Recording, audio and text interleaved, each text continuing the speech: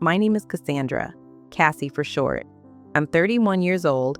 I live in Austin, Texas, and 3 months ago, I was sitting at the most beautiful dinner table I had ever seen in my life.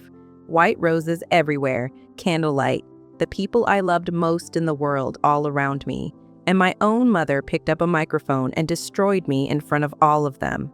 Not with a slap, not with a scream, with a smile.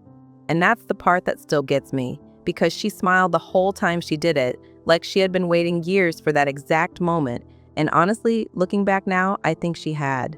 My name is Cassie. I'm 31, and what I'm about to tell you is the story of how the two people who were supposed to protect me stole my entire future, smiled while they did it, and then stood in a room full of people and tried to humiliate me one final time, except they had no idea what was already waiting for them. My fiance Daniel knew, and Daniel is not the kind of man who stays quiet, so let me take you back, because this story doesn't start at that dinner table. It starts about 11 years ago, when I got into medical school. I was 20 years old. I had worked myself to the bone through undergrad. I had a full academic scholarship covering tuition, but I still needed living expenses, books, equipment, board exams, all of it. And my grandparents on my father's side, my grandpa Lou and grandma Ruth, they had set up a trust fund for me, specifically for higher education. $1.3 million. Not a rumor, not an exaggeration. $1.3 million that my grandparents spent decades building because they wanted their grandchildren to have what they never had. My father was the trustee. He was supposed to release the funds directly to my school account and cover my living costs as needed. I trusted him completely. He was my dad. So I showed up to my first year of medical school believing everything was handled, and for about 8 months it was. Money came through, I focused on school, I was doing well, I was happy. And then quietly, slowly, things started getting weird. Transfers got delayed. My dad said there were banking issues. Then he said the trust had some legal restructuring happening. Then he said I needed to submit more paperwork. I was a first-year med student working 18-hour days. I believed him every single time, because why would I not believe my own father? By the time I realized something was genuinely wrong, I had missed 2 tuition payment deadlines. I had received a formal warning from the school, and my father had stopped picking up my calls. I flew home. I sat across from both of my parents at their kitchen table, the same kitchen where I grew up, the same table where we did homework and had Christmas dinners. And my father told me that the trust had complications, and that maybe medical school wasn't the right path for me anyway, and that I should consider coming home and regrouping. My mother nodded the entire time he spoke. She didn't say a single word of her own. She just nodded. I went back to school and tried to hold on, but without funding, I couldn't. I had to withdraw. I was 21 years old. I had to call the registrar's office and withdraw from medical school, and I sat in my car in the school parking lot for 2 hours and didn't cry. I just sat there completely numb because something in me already knew this wasn't an accident. It took me 4 more years of fighting, digging, calling lawyers I couldn't afford, filing records requests, and piecing together bank statements to understand exactly what happened. My parents had liquidated the trust, not all at once. Slowly, transfer by transfer, over about 14 months. A kitchen remodel, a lake house they sold 3 years later, my mother's car. My father's failed business investment. They took my grandparents' life savings, the money that was legally mine, and they spent it. And when it was gone, they let me walk out of medical school and told me to regroup. I rebuilt my life anyway. It took everything I had, but I did it. I got my master's in public health. I built a career in healthcare consulting. I met Daniel, who is the kind of man who actually listened when I finally told him the whole story one night, 2 years into our relationship. He didn't say much. He just looked at me for a long moment and said, "They're going to answer for that." I thought he meant eventually, someday, in some abstract sense. I had no idea he was already thinking about exactly when and exactly how. So when he proposed and we started planning our engagement dinner, and he specifically asked that both my parents be invited and that there be a microphone for toast, I should have known. But I didn't, and neither did they. The dinner was at Rosewood Manor, this gorgeous private event space on the east side of Austin. Dark wood walls, soft gold lighting, about 40 of our closest people, Daniel's family, my friends from grad school, a few colleagues, and yes, my parents, sitting right there at the family table like they belonged there, like they were just two proud parents at their daughter's engagement dinner, dressed up and smiling and accepting congratulations from people who had no idea who they really were. My mother had on this deep burgundy dress and her hair was done, and she hugged me at the door and whispered that she was so happy for me and that Daniel seemed like a wonderful man, and I smiled back and said thank you, because by that point in my life I had become very good at keeping my face completely neutral around her. I had learned that from years of survival. Daniel's mom gave a beautiful toast early in the evening, warm and funny and full of genuine love. And everybody laughed and clinked glasses, and the energy in that room was exactly what an engagement dinner is supposed to feel like. I was actually relaxed. I was actually letting myself enjoy it. And then my mother stood up and reached for the microphone. I felt something shift in my stomach the second she stood up, that old familiar dread that I had carried since I was 21 years old. But I told myself it was fine. She was just going to say something generic about being proud of me and welcoming Daniel to the family. That's what normal mothers do at moments like this. So I kept my smile on and I folded my hands in my lap and I waited. She tapped the mic once, looked around the room with this warm, gracious expression that she has absolutely perfected over decades, and she said, "I just want to take a moment to speak about my daughter because I think people here should know the full picture of who Cassie is." And something about the way she said full picture made every hair on the back of my neck stand up.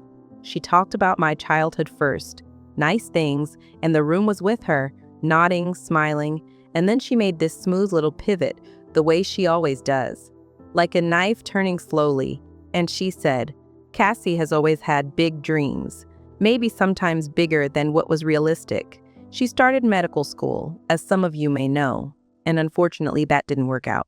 She paused. Let that land. Then she said, and of course this isn't her first time planning a future with someone. Her first marriage ended quite young, which was hard on all of us as a family. Full silence. Complete silence. I heard someone set a fork down. I heard Daniel's aunt inhale. I kept my face completely still because I knew in that moment that this was intentional. Every single word was chosen. She was standing in front of 40 people and rewriting me as someone who fails, someone who quits, someone whose dreams don't work out, someone who couldn't hold a marriage together. And she was doing it with a smile and a soft voice so that anyone who felt uncomfortable would feel like they were the problem for misreading her kindness. My father was sitting 2 seats down from her and he was looking at the table, not at me, at the table. And that told me everything. I felt Daniel's hand find mine under the table. He didn't squeeze it dramatically. He just rested his hand over mine, steady and still, and I knew without looking at him that he was already deciding something. My mother was still talking, wrapping it up with something about how she hoped this next chapter would be more stable for me, and how she was glad I had finally found someone grounded. And the room had that awful stretched silence where nobody knew whether to clap or look away. And then Daniel stood up. He didn't ask for the mic. He just stood up, and my mother, a little caught off guard, handed it to him because what else do you do when the groom stands up at his own engagement dinner? He smiled, not a big showy smile, just calm, quiet, the kind of smile that doesn't reach his eyes when he doesn't want it to. He looked at my mother for just 1 second, and then he looked out at the room and he said, "I actually want to share something tonight because I think the people in this room who love Cassie deserve to know her real story." He reached into the inside pocket of his jacket. He pulled out a folded document, and he said, "Shall I tell them why she actually left medical school?" My mother's drink slipped from her hand and hit the table, and nobody moved to clean it up because every single eye in that room was locked on Daniel. The sound of that glass hitting the table echoed in a room that had gone so quiet you could hear the candles flickering. My mother's hand was still frozen in the air where the drink had been, and for the first time in my entire life, I watched her face do something I had never seen it do before. It lost control, just for a second, just long enough for every person at that table to see it. Daniel unfolded that document slowly, not dramatically, just calmly, the way a man unfolds something he has been carrying for a long time and is finally ready to put on the table, and he said, 11 years ago, Cassie was accepted into one of the top medical programs in this country. Her grandparents, Lou and Ruth, People who worked their entire lives so their grandchildren could have more than they did left her a trust fund of $1.3 million specifically designated for her education. That money was managed by her father as trustee. He paused, not for effect, just to let that number sit in the air where everyone could feel the weight of it. That money never reached her school account. It was liquidated over 14 months. A home renovation, a lake house, a failed business investment. And by the time Cassie realized what was happening, she had already been forced to withdraw from medical school. She was 21 years old, and she lost her entire future because the two people legally responsible for protecting that money spent it instead. Nobody breathed. I mean that literally. I looked around that room and I saw 40 people who had stopped breathing. Daniel's mother had her hand pressed flat against her chest. My father still had not leapt up from the table, but his jaw was working like he was trying to find words that didn't exist. And my mother, who had stood up 60 seconds ago with a microphone and a smile and dismantled me in front of everyone I loved, was sitting perfectly still with an empty hand and a spreading stain on the tablecloth in front of her, and an expression on her face that I can only describe as the look of someone who just realized the exit they were counting on is not there. Daniel set the document on the table. He said, "This is a forensic accounting report. It was commissioned 8 months ago. It documents every transfer, every withdrawal, every transaction from that trust account between 2013 and 2015. Copies have already been provided to an attorney and to the Texas State Fiduciary Oversight Board." Then he looked directly at my mother, not with anger, with something much quieter than anger.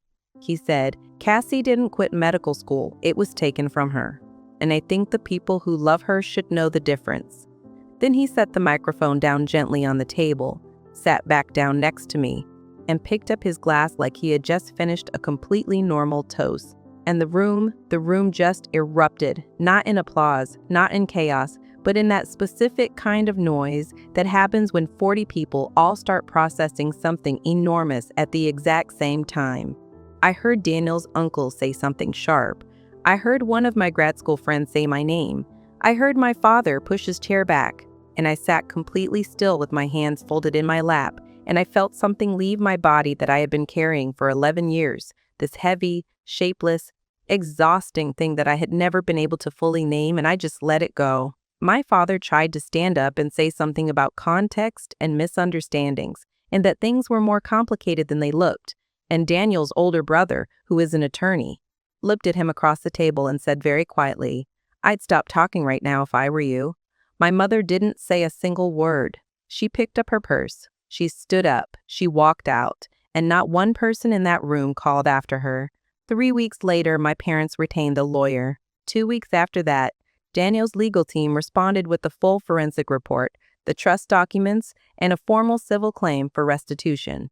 My parents settled 6 weeks later rather than face a full civil trial. I am not going to tell you the exact number because some things belong to me. What I will tell you is that it was enough to go back to school if I choose to. It was enough to breathe. It was enough to finally feel like the ground under my feet was solid. I didn't cry at that dinner table. I didn't make a speech. I didn't say a single word to either of my parents that night. I just sat next to the man who had spent 8 months quietly building the truth into something nobody could argue with. And I understood for the first time in my life what it actually feels like to be protected. Some people will spend their whole lives smiling at you while they take from you. And some people will spend 8 quiet months making sure that one day, in a room full of people, the truth gets to stand up and speak for itself. That night, it did.